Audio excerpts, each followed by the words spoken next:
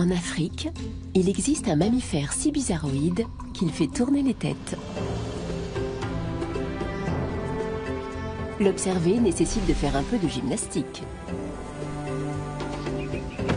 Avec ses pattes et son cou interminables, ses proportions en font un animal unique.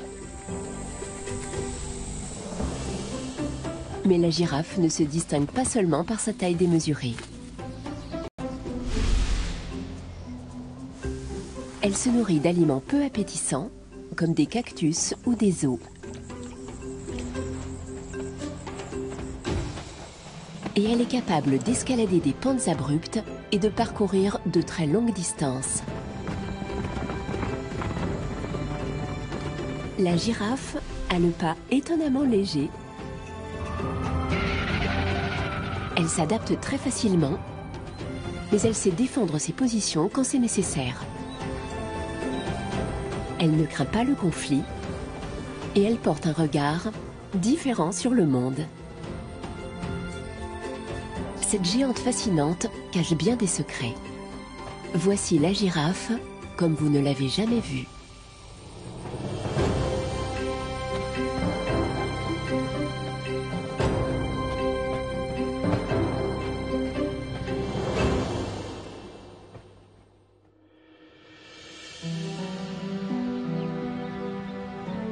Il y a 10 millions d'années, les ancêtres des girafes peuplaient la planète de l'Europe à l'Asie.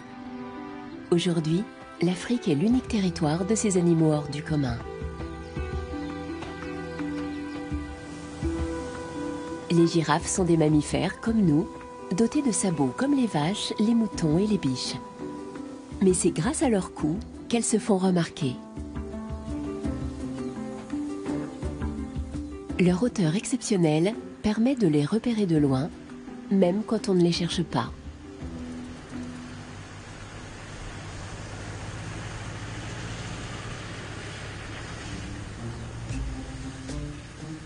Compte tenu de leurs dimensions, les girafes compliquent la tâche des photographes et des caméramens. Les saisir en entier est un vrai casse-tête. Et leur tenue camouflage sème la confusion.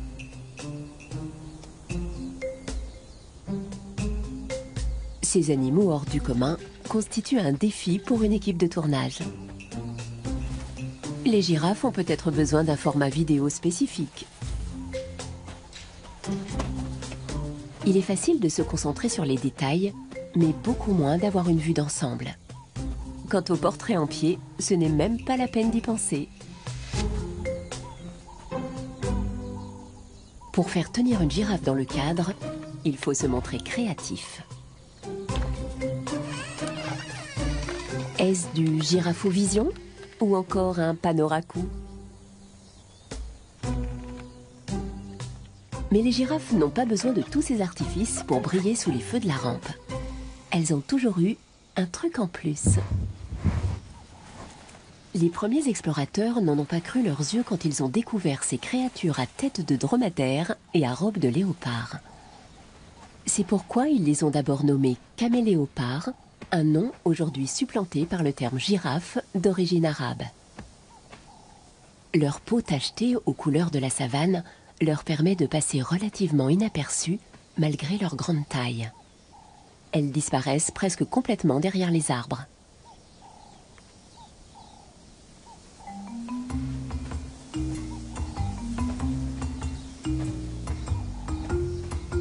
Les mâles adultes peuvent peser près de 2 tonnes. Leurs pattes interminables se terminent par des sabots à 2 doigts, larges comme des assiettes.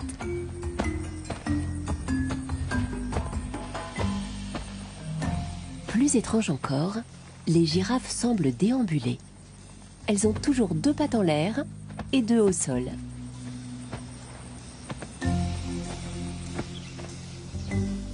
Elles balancent élégamment la tête au bout de leur long cou et se déhanchent au rythme de leurs pas nonchalants.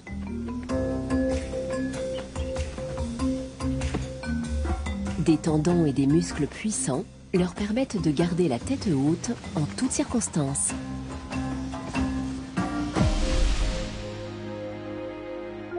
Mais pourquoi la nature a-t-elle créé ces animaux qui défient les lois de la gravité?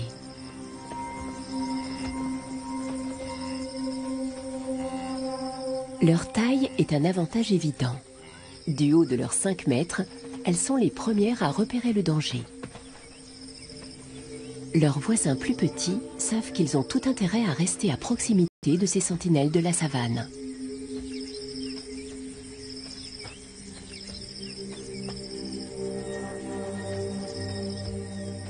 Les girafes adultes n'ont qu'un ennemi, le roi des animaux. Leur curiosité peut les rendre imprudentes. Mais elles savent reconnaître le danger.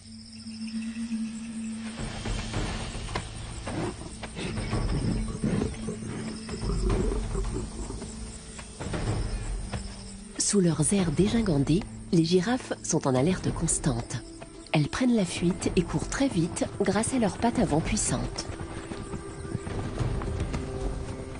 Elles ont de l'endurance et peuvent atteindre une vitesse de pointe de 60 km/h. Les lionnes ont bien du mal à les suivre.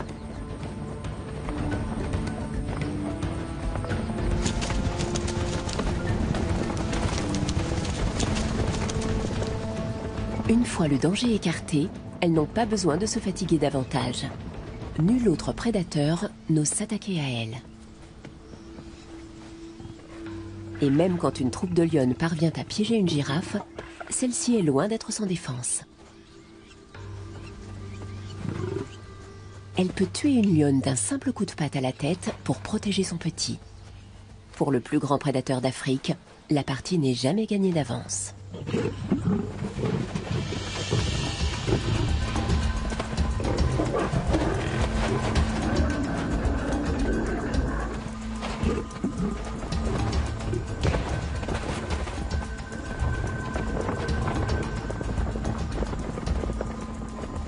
Même seule contre tous, cette girafe parvient à échapper aux lionnes affamées.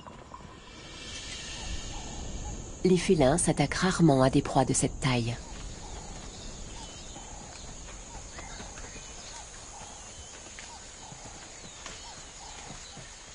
Ils ont davantage de chance avec les girafons. Seul un tiers d'entre eux atteint l'âge d'1 an.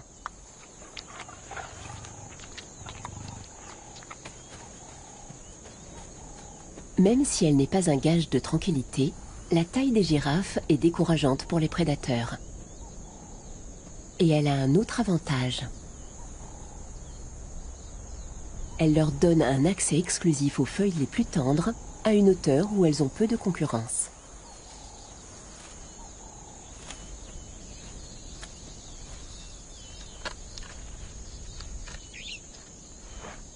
Seuls de rares animaux vivent si haut dans les arbres et il y a largement de quoi manger pour tout le monde.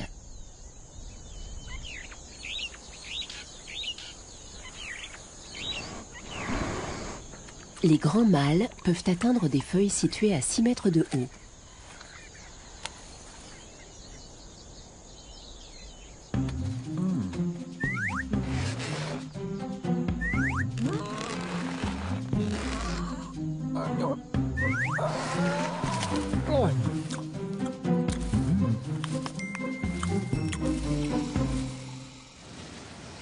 Est-ce pour cette raison que leur cou se serait allongé au fil de l'évolution?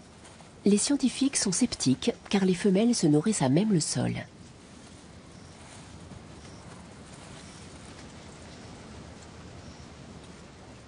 Elles broutent de l'herbe et mâchent les feuilles tombées des arbres. Il doit y avoir une autre explication au développement de ce cou anormalement long.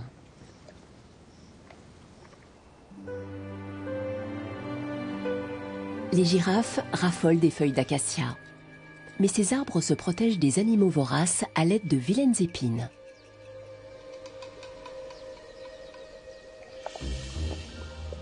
Les girafes n'ont pas peur de relever le défi. Elles savent comment pénétrer la défense des acacias. Leur tête allongée leur permet d'approcher au plus près de la branche.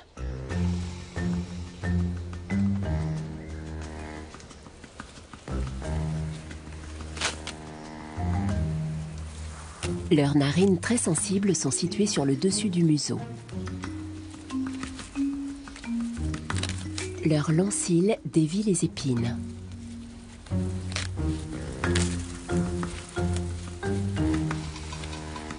Leurs dents font office de peigne pour arracher les feuilles sur la branche.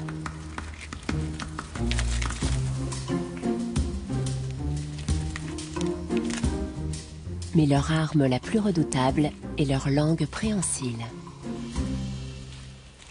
Elle mesure environ 50 cm et agit comme un long crochet. Sa pigmentation très sombre la protège des rayons du soleil.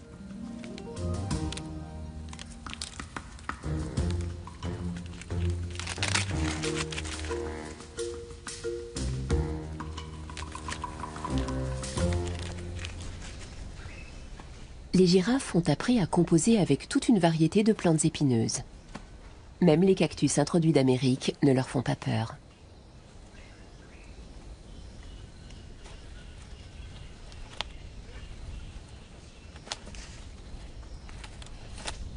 Elles sont particulièrement friandes de leur cœur bien juteux. Leur salive est chargée d'une substance antibactérienne qui protège la langue et la bouche d'une infection en cas de plaie. De plus, leur estomac et leur œsophage sont résistants aux épines.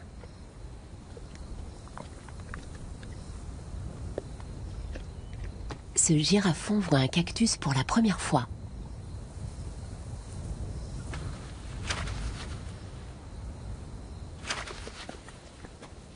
Il semble hésitant, mais il est intrigué.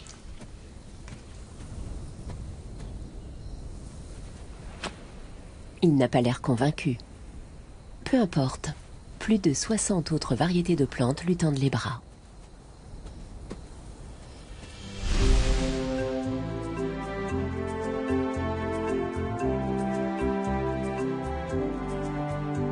Le matin, les girafes broutent d'un arbre à l'autre. Quand le soleil est au zénith, elles s'arrêtent pour faire une petite sieste.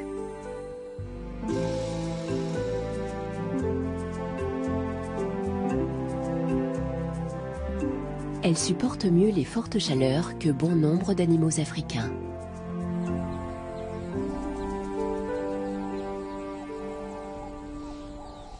Leur robe les aide à réguler la température de leur corps. Là où la peau est plus foncée, elle est plus fine et moins poilue, ce qui lui permet d'évacuer plus facilement la chaleur.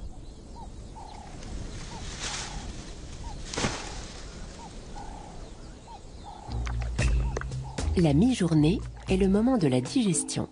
Les girafes mâchent consciencieusement les fibres végétales avant de les avaler. Ce sont des ruminants. Des bactéries contenues dans leur estomac les aident à venir à bout de certains aliments difficiles. Mais cela ne suffit pas toujours. Alors leur œsophage se contracte pour faire remonter les végétaux dans la bouche afin qu'elles les mâchent à nouveau. C'est un long trajet pour ces aliments. Comme elles passent leur temps à manger et à digérer, les girafes ne font pas grand-chose de leur journée. Une adulte consomme de 30 à 60 kg de végétaux par jour. C'en est presque épuisant. Malheureusement, le simple fait de s'asseoir est compliqué quand on est si grand. Les girafes ont un problème de circulation du sang. Irriguer un cerveau situé à 2 mètres du cœur nécessite un certain nombre d'adaptations physiologiques.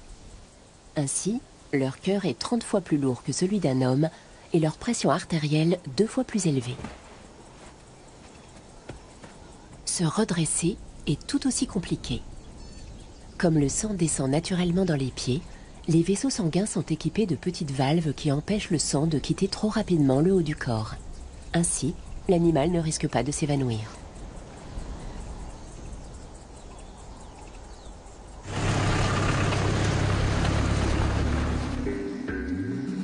Quand elles sont dérangées, les girafes se dressent droites comme des i. Ces hommes ne sont pas des touristes. Ils sont en mission spéciale.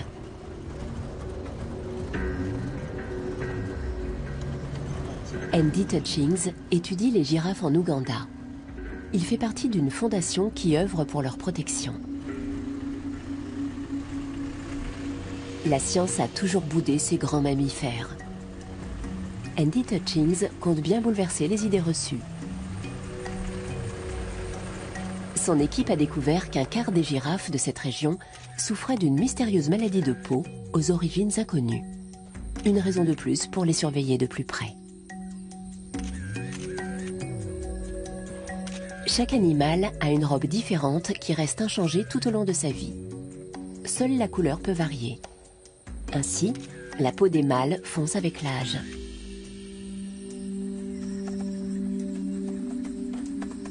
Andy Touchings archive toutes les données et prend chaque année de nouvelles photos des girafes. De cette façon, il peut identifier les groupes qui se déplacent dans la savane.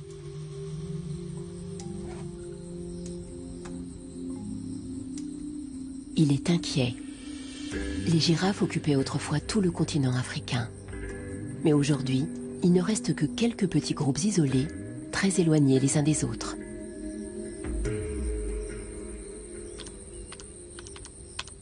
Les 9 sous-espèces de girafes se distinguent à la forme, à la couleur et à la répartition des taches sur leur robe. Les plus clairs vivent dans les déserts de Namibie. Leur camouflage semble terne, assorti à la couleur du sable. Cette sous-espèce appelée girafe d'Angola a adapté son apparence à son environnement.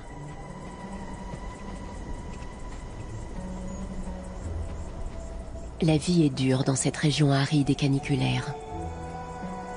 D'autant plus pour un animal qui vient de naître. Le girafon tète sa mère pendant 6 mois. Elle doit donc trouver suffisamment à manger, même pendant la saison sèche.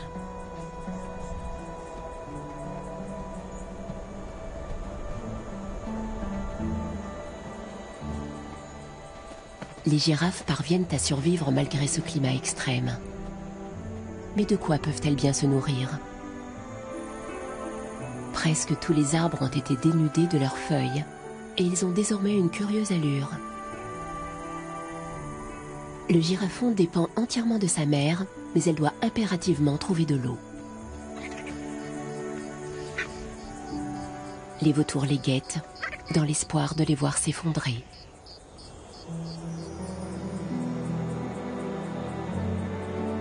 Les nuits sont fraîches dans le désert.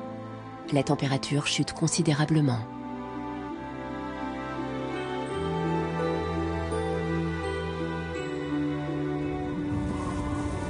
Une brume se forme et flotte au-dessus des dunes pendant quelques heures.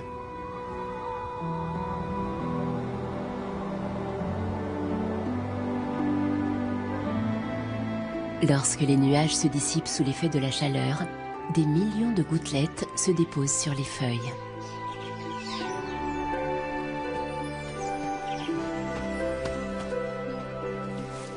De quoi sauver la vie du girafon. Il peut absorber jusqu'à 20 litres de liquide par jour, rien qu'en mangeant les feuilles humides. Au fil des semaines, cette source d'eau finit cependant par se tarir. Et les girafes doivent trouver un autre moyen de s'hydrater.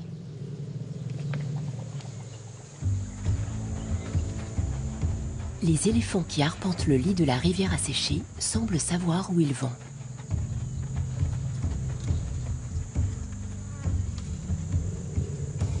Leur détermination attise la curiosité naturelle des girafes qui les observent attentivement. Ils ont déjà trouvé de quoi se nourrir.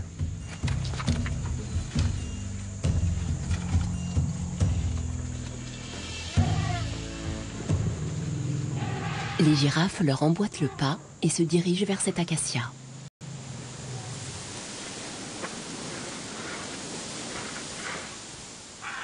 Des babouins ont déjà envahi ses branches.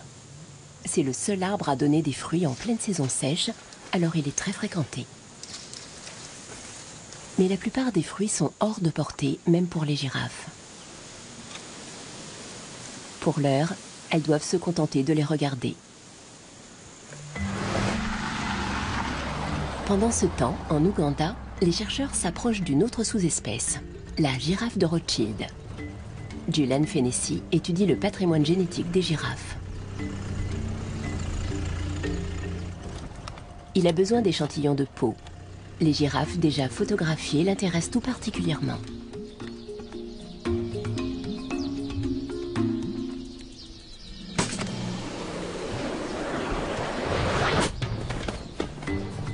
Un petit prélèvement suffit.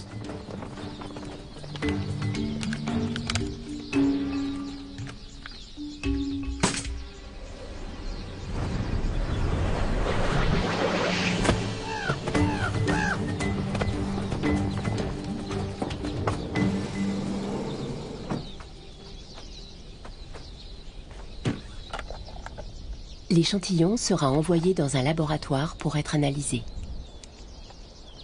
Ces chercheurs travaillent sur les relations entre les girafes au sein d'un même groupe. Ils espèrent mieux comprendre leur organisation sociale encore très mystérieuse.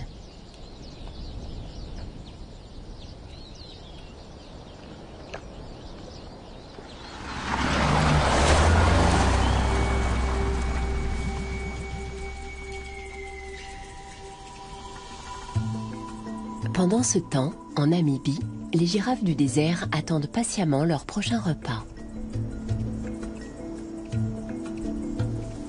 Quand soudain, la chance leur sourit. Un éléphant secoue l'acacia.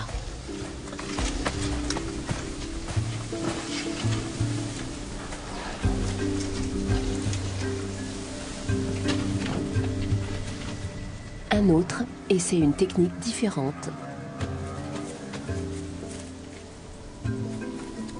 Le dîner est servi et chacun veut sa part du gâteau.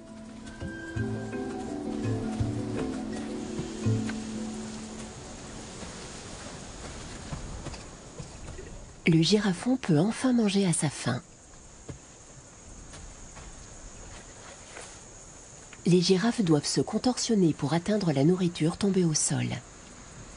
Les graines contenues dans les fruits de cet acacia sont très nourrissantes. Elles sont une source de protéines essentielles pendant la saison sèche.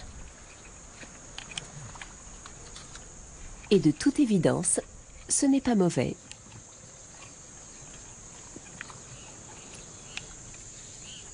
En suivant sa mère à la trace, ce petit a fait le bon choix. Sa vie sera longue et il a encore quelques années devant lui avant de fonder une famille. Une femelle ne se reproduit pas avant l'âge de 5 ans, lorsqu'elle atteint sa maturité sexuelle.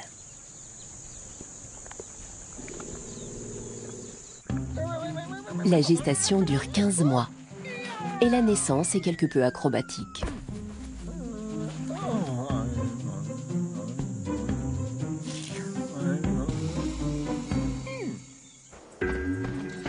Après cette entrée remarquable dans le monde, le girafon restera aux côtés de sa mère pendant près de 2 ans. La petite famille souffre en cet après-midi de canicule.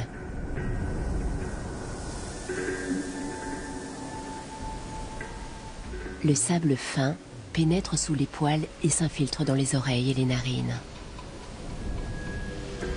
Même pour les girafes, ces conditions extrêmes sont difficiles à supporter.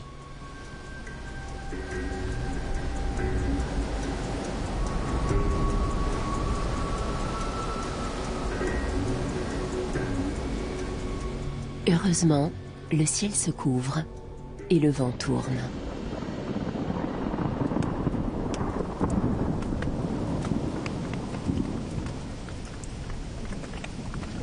Le girafon est assoiffé.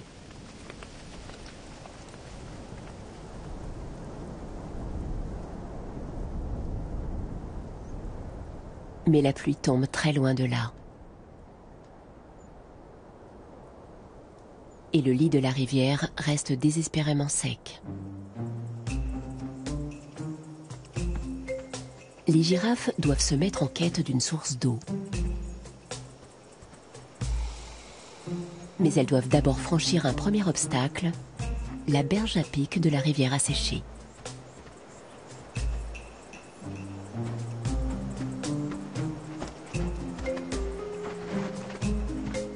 Elles rassemblent leurs forces pour grimper la pente raide.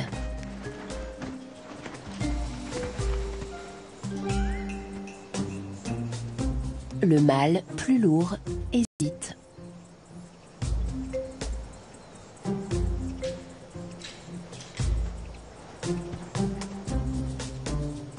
La mère et son petit ne peuvent pas se permettre d'attendre.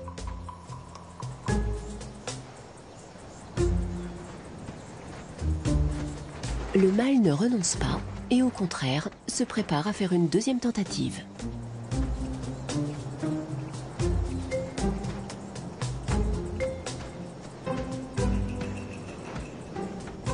Les girafes ne sont pas des grimpeuses nées, sauf en cas d'absolue nécessité.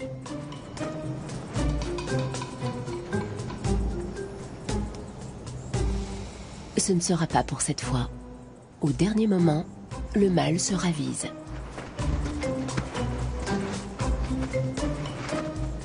Il décide de contourner l'obstacle et cherche un passage plus facile d'accès.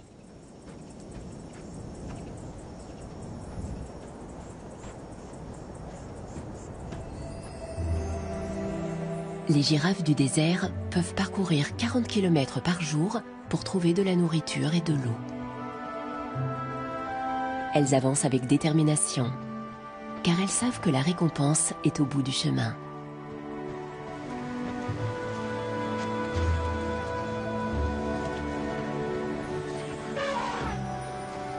Mais une fois arrivées à destination, une surprise de taille les attend.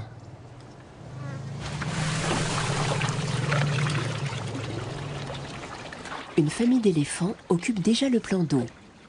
Les girafes doivent garder leur distance.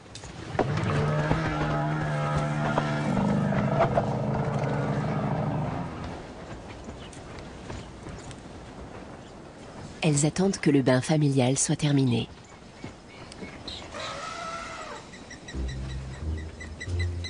Les girafes peuvent maintenant tenter une approche. Mais un mâle dominant n'a pas très envie de partir. Comment interpréter son obstination? Faut-il lui faire confiance?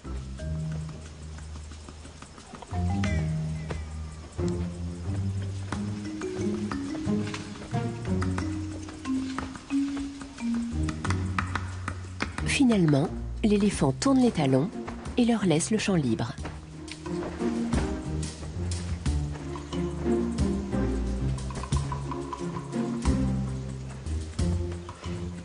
Boire ainsi en terrain dégagé est risqué.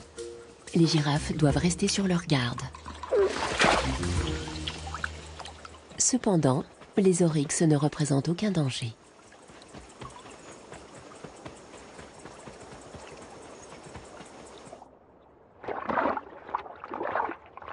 Même quand elle boit, une girafe ne passe jamais plus d'1 minute la tête en bas.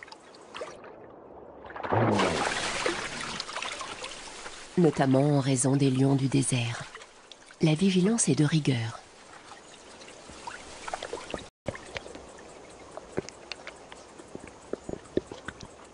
Quand elle redresse brusquement la tête, sa pression sanguine reste constante, ce qui lui évite d'avoir le tournis.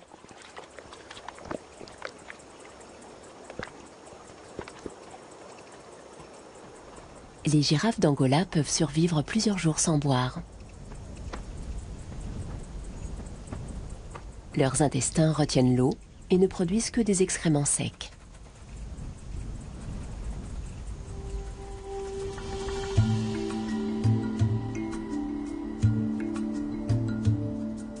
Les nombreux déserts de Namibie constituent un territoire immense pour ces girafes.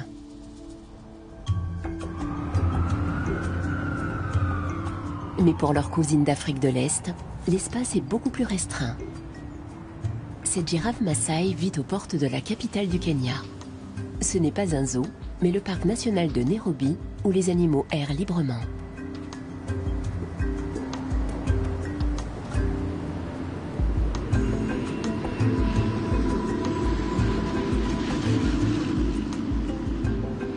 La construction de villages et de routes limite de plus en plus leur liberté de mouvement.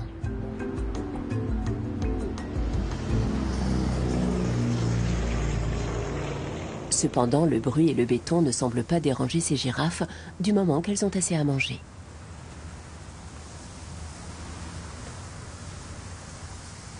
Une variété particulière d'acacia pousse à 2 pas de l'agitation urbaine, l'acacia albida.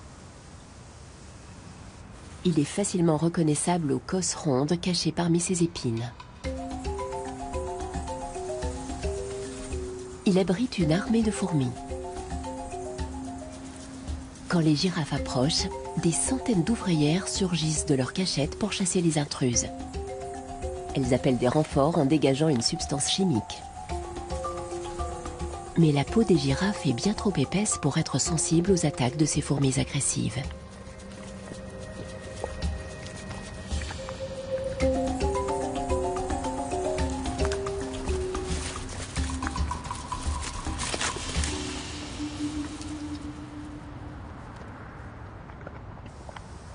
Leur repas est finalement interrompu, mais pour une toute autre raison. Les acacias réagissent aux invasions en produisant une substance amère qui rend les feuilles immangeables.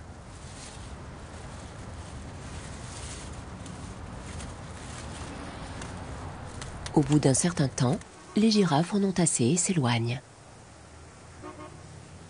Non seulement les arbres sont ainsi épargnés, mais le passage des girafes stimule la production de nouvelles feuilles.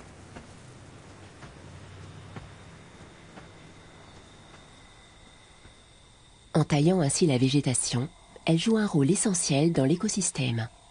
Ce sont un peu les jardiniers de la savane.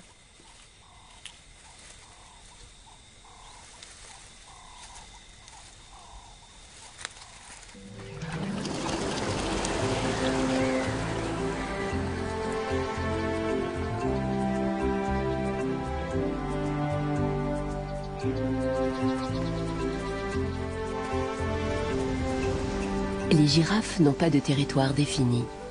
Elles sont nomades et se déplacent en fonction de la nourriture disponible. Seuls les lacs et les rivières représentent des frontières naturelles. La plupart des mammifères sont à l'aise dans l'eau. Mais qu'en est-il des girafes ?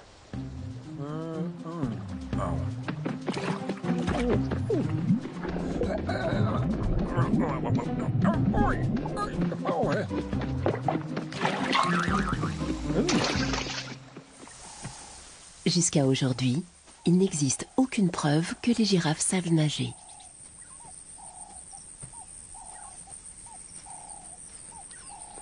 Ce sont des animaux très sociables. La plupart des groupes sont composés exclusivement de femelles. Ce mâle célibataire ne les quitte pas des yeux.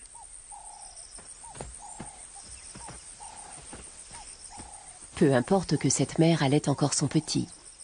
Elle est peut-être en chaleur. Cela vaut la peine de tenter sa chance.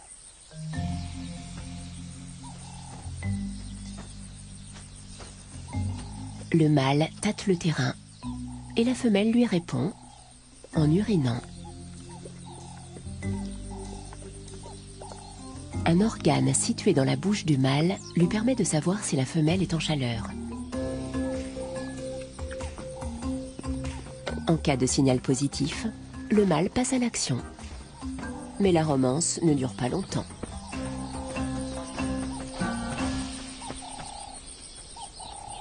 La femelle assumera seule toutes les responsabilités familiales. Ici, en Afrique du Sud, cette jeune mère élève le fruit d'une aventure sans lendemain. Les premiers jours qui suivent la naissance, la femelle et son petit restent à l'écart du troupeau. Ils finissent par rejoindre le groupe par sécurité. Ils ont senti le danger approcher.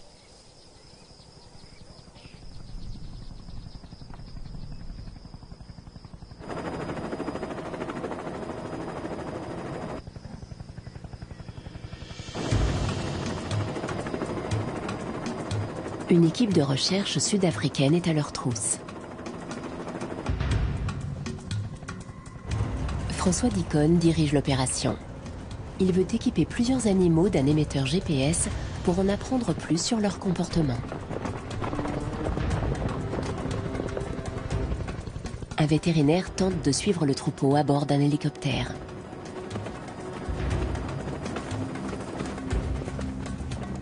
Il faut à tout prix éviter de séparer une mère et son petit. Alors les biologistes ont choisi une autre femelle.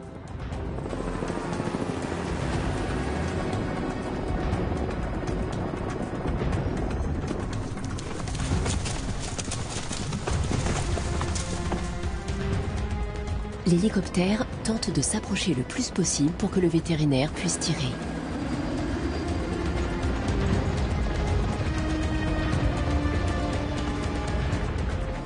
Il faut conduire les girafes à terrain découvert.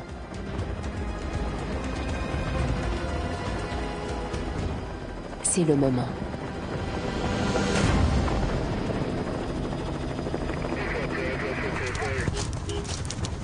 Le sédatif commence à agir et la girafe ralentit sa course.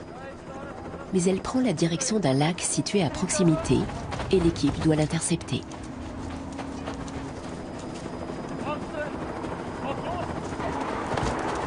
La femelle est immobilisée.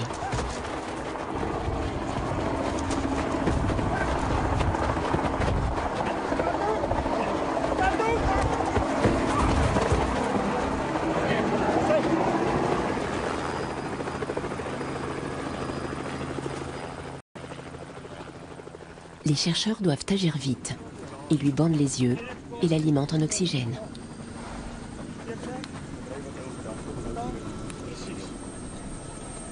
Ils prennent ensuite ses mensurations et baptisent la femelle Annette.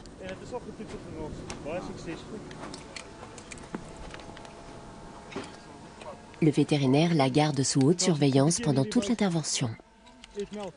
Enfin, un émetteur est fixé à l'oreille de la girafe.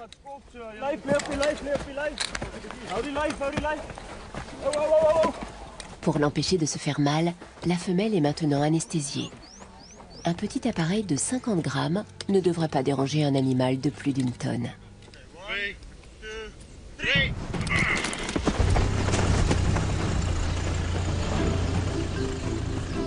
Dès l'injection d'un antidote, Annette est à nouveau sur pied et elle semble en parfaite santé.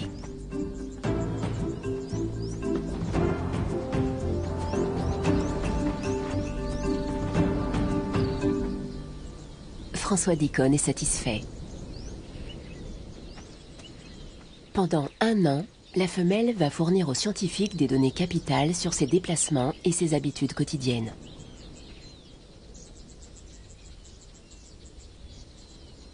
Ils vont peut-être en apprendre plus sur la communication entre les girafes d'un même groupe. Ils savent déjà qu'elles ont une vue excellente. Mais qu'en est-il de leur capacité auditive ?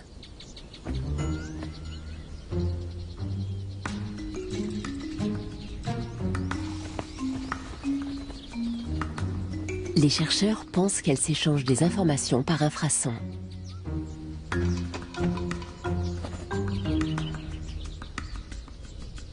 Mais peut-être également grâce à l'orientation de leur queue.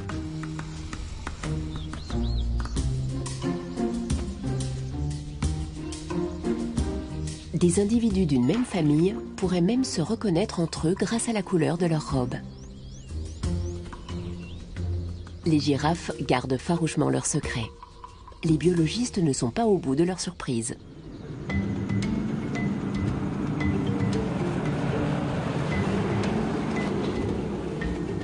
Quelques jours plus tard, François Dicon revient sur la piste de la femelle baptisée Annette.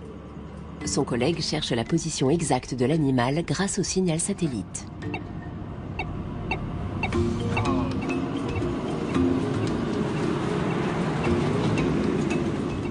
Ok, je l'ai trouvé. François Dicon finit par l'apercevoir. Je la vois. Elle ne semble pas perturbée par l'émetteur et le badge fixé à son oreille. François Dicon est soulagé de constater qu'elle se porte bien. Annette a de la compagnie et broute parmi les arbres.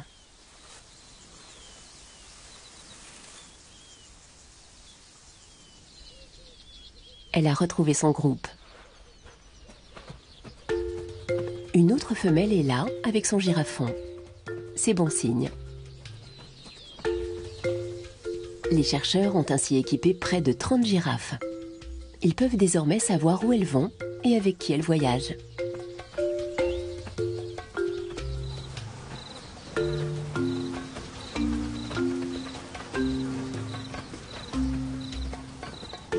Les girafes s'occupent ensemble de l'éducation des petits. Ceux-ci ont été placés sous la surveillance de baby-sitters. Les chercheurs ont désormais la preuve que les membres d'une même famille vivent toute leur vie en groupe.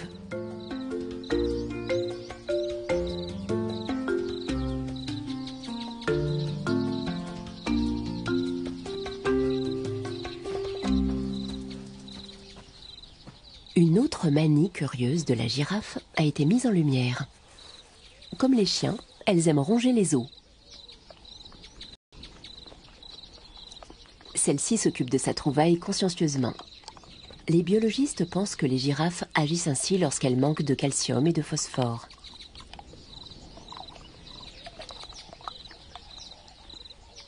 Elles rongent l'os sans jamais l'avaler.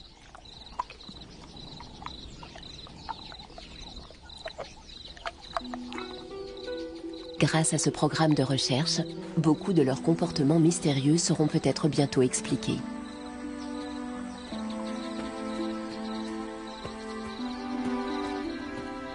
Notamment leurs activités nocturnes. On a longtemps supposé que les girafes passaient la nuit à dormir, vu que le jour, elles ne fermaient pas l'œil, toujours à l'affût des lions affamés. Mais leur sommeil n'est en vérité que de courte durée.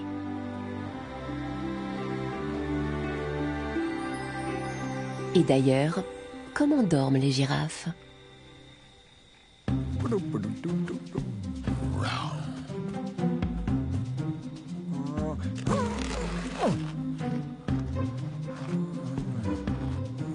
Sûrement pas suspendues à un arbre. La nuit, ces géantes deviennent presque invisibles. À l'aide d'une caméra infrarouge qui détecte la température du corps, François Dicon peut les observer de plus près.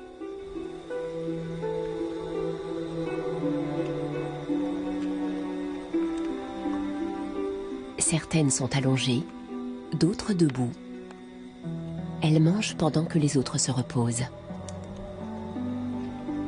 Elles ne dorment profondément que par tranches de quelques minutes et rarement plus de 4 heures. Les émetteurs GPS indiquent qu'elles se déplacent la nuit.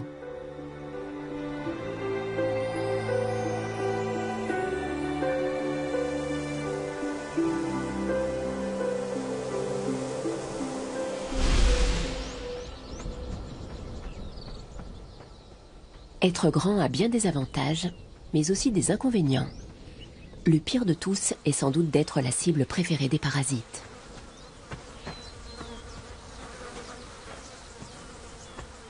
Les mouches, les poux et les tiques sont un véritable fléau dans la savane. Les girafes s'en débarrassent grâce à leur attrape-mouche intégrée. Leur queue est un outil efficace.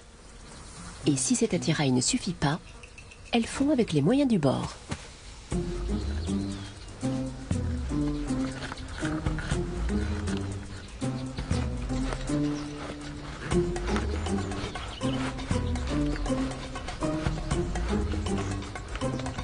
Celle-ci est particulièrement maligne.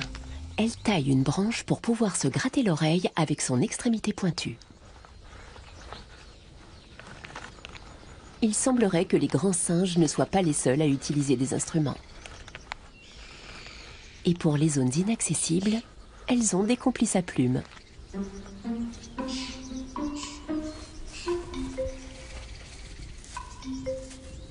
Ces pique-bœufs ont du pain sur la planche.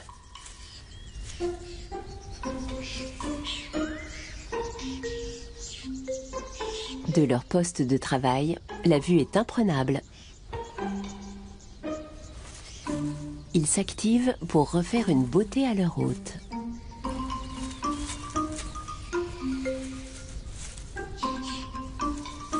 Les chercheurs pensent qu'en picorant les parasites, ces oiseaux contaminent peut-être les plaies de la girafe. De temps en temps, toute cette activité finit par la démanger.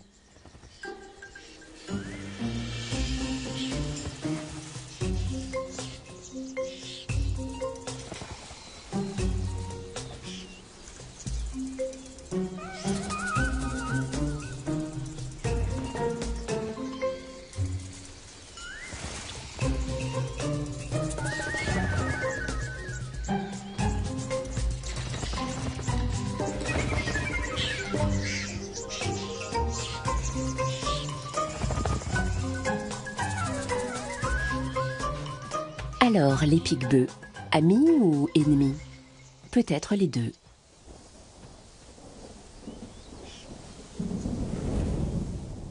être disproportionné présente un autre inconvénient.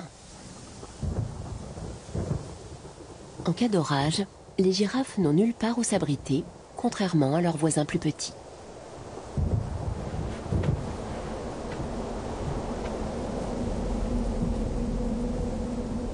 Des nuages noirs envahissent le ciel, prêts à décharger des milliers de volts sur le point le plus haut de la savane.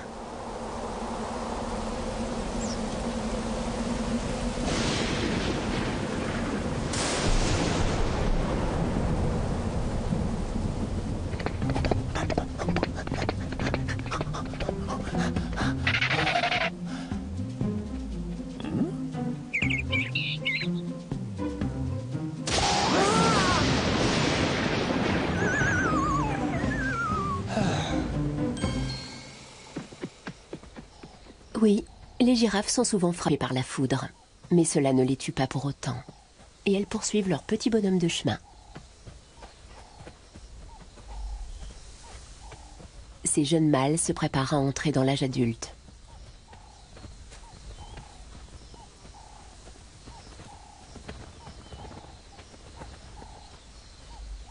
Ces cornes, appelées ossicônes, n'ont rien à voir avec des cornes de bovins.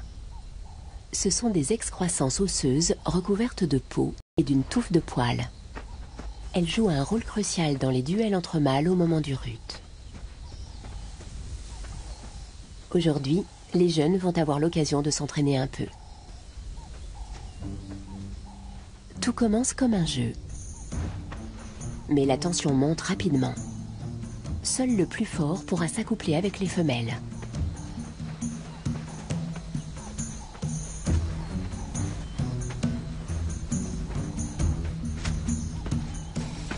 Tous les coups sont permis, même les plus tordus. Le combat est serré.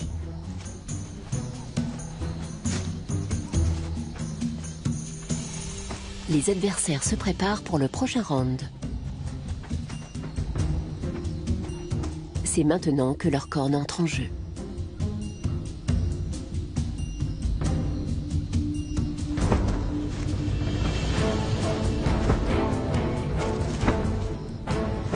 Plus le mâle est âgé, plus ses cornes sont grandes et plus les coups sont puissants.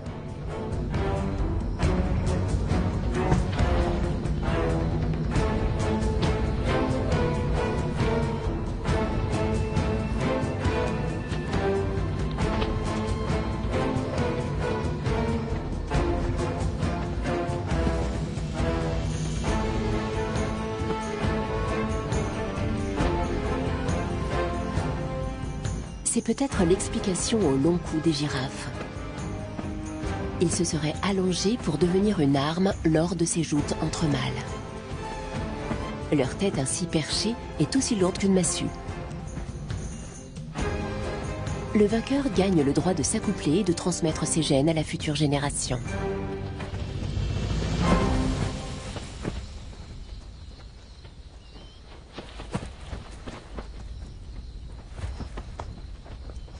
Les mâles ne cherchent pas à tuer ni même à blesser leur adversaire. Le plus faible jette toujours l'éponge avant d'aller trop loin.